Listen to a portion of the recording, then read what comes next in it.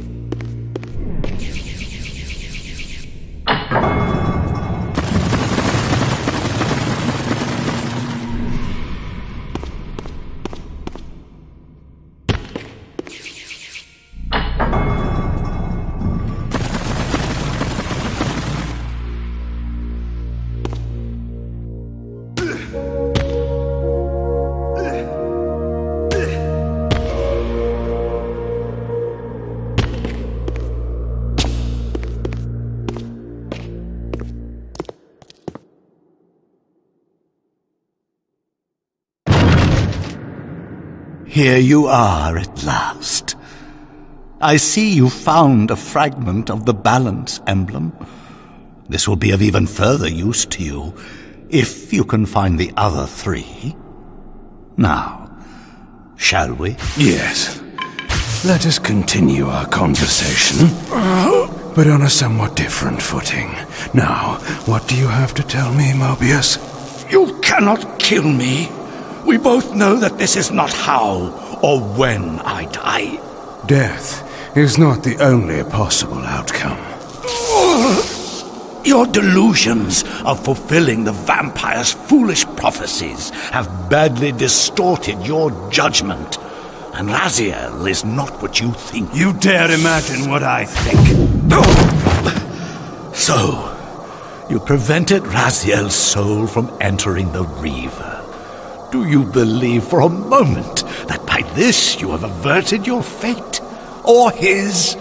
Or that of Nosgoth itself? Your manipulations are pathetic.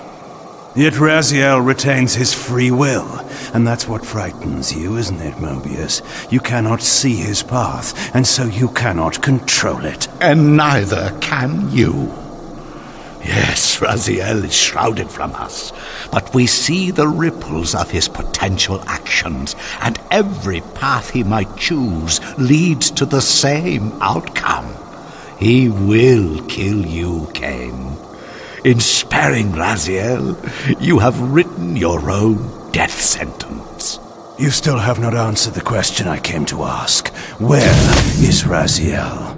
He is not, in a true sense, here. Not now. Don't try my patience, Moebius. What have you done with him? He is contained. In time, it may be safe to release him. His destiny must be completed. He will enter the sword. But until that time, he is dangerous. Far more dangerous than you could understand. And your incontrovertible evidence? The answers are plain, if you know where to look. Go west of the pillars. There you will find a testament written in stone. But stones, too, can lie.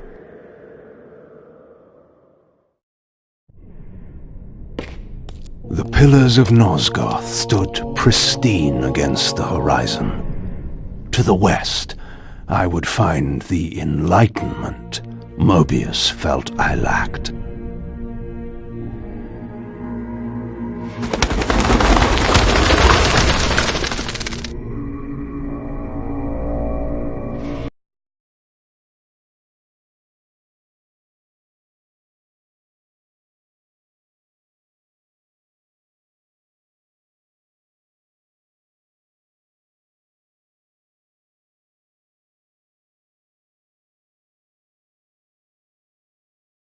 There had to be a way to escape the spirit world without the help my master was pleased to deny me. Only in the material realm would I have a chance to seek my destiny, or change it.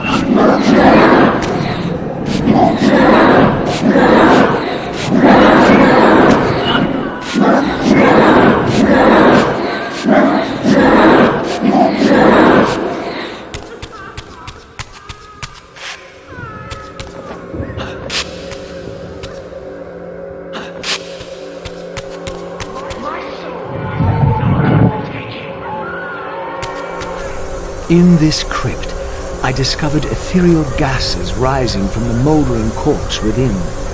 As I neared, I felt a distinct spiritual pull, and the closer I approached, the more that pull intensified.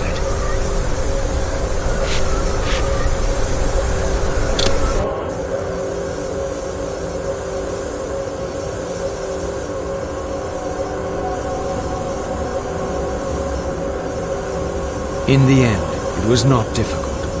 I projected myself down into that tomb and found myself reborn into the material world. It was a loathsome vessel, but with an effort of will, that too could change.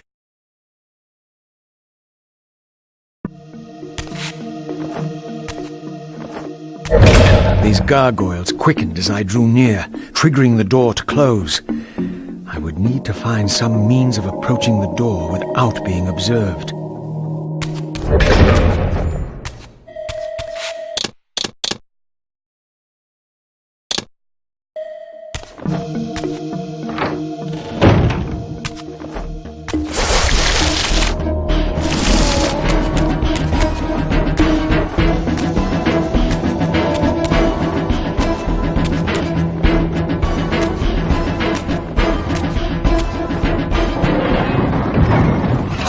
Says she won't go near the place. I tell you, the pillars are haunted. Haunted? I heard a woman's voice talking and moaning, and there was no one there.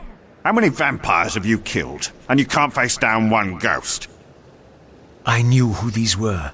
Vampire hunters, scouring the countryside, destroying what had once been my kind. My God, what is that? A vampire or a demon? Where? Here. Get him! Quickly!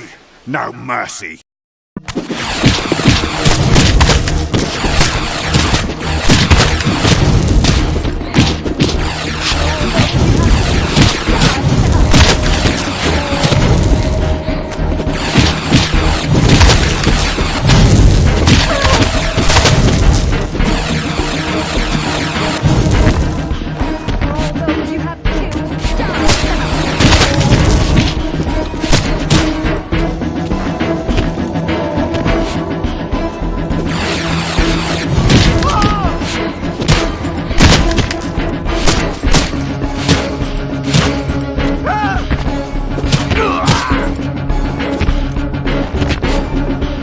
These were Moebius's hunters, mercenaries enlisted in his crusade to exterminate the vampires.